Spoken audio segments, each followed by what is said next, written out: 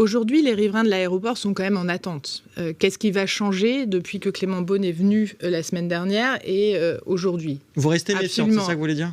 Absolument rien. C'est-à-dire, on nous dit on va réécrire un arrêté, c'est une bonne chose. Réécrivons l'arrêté. Parlons de l'extension aussi de l'arrêté, puisque l'OMS recommande 8 heures de sommeil ininterrompu. Aujourd'hui, le couvre-feu, l'arrêté tel qu'il est rédigé, va de minuit jusqu'à 6 heures du matin.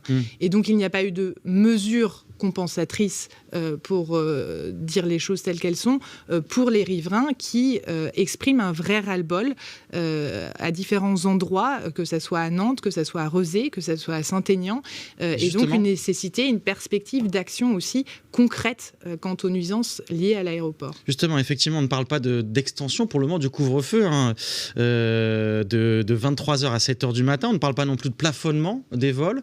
Pour le moment, dans les discussions, c'était les demandes des maires de Rezé, de la Montagne, d'Orvault, de vous-même.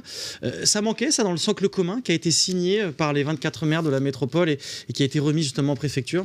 Alors c'est toujours important qu'il y ait un socle commun sur lequel chacun s'exprime pour revendiquer un certain nombre de choses. Par exemple, la présidente de la métropole, jusque-là, ne s'était pas prononcée pour une application, pour une réécriture de l'arrêté couvre-feu. Ça lui donne plus de poids à ses demandes de le faire de manière conjointe. Mais ça ne va pas assez loin ?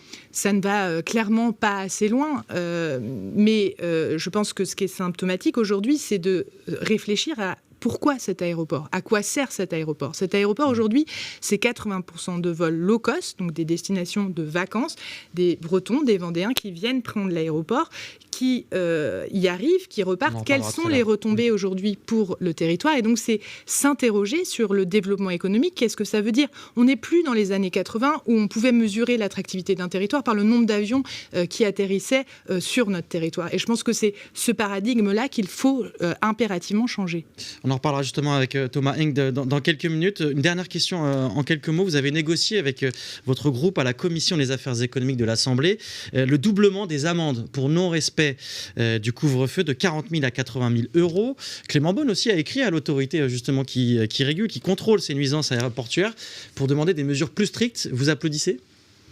On dit simplement que le ministre peut saluer l'action parlementaire et qu'en tant que parlementaire, on a aussi un pouvoir de législation. Et donc, c'est bien les écologistes qui ont demandé de rehausser le plafond des amendes qui n'avaient pas été rehaussées depuis 2012. Reste à les faire appliquer. Ces amendes. Reste à les faire appliquer, mais pour ça, il faut réécrire le couvre-feu, puisque je rappelle que la moitié des infractions en France de couvre-feu se déroule à Nantes-Atlantique parce qu'on a un couvre-feu qui est rédigé de manière extrêmement permissive puisqu'il indique que les compagnies doivent se tenir au couvre-feu sauf impératif majeur. Et là, dedans, il y a multitude de possibilités de recours et c'est ça qu'il faut contrer aujourd'hui en le réécrivant de manière beaucoup plus claire.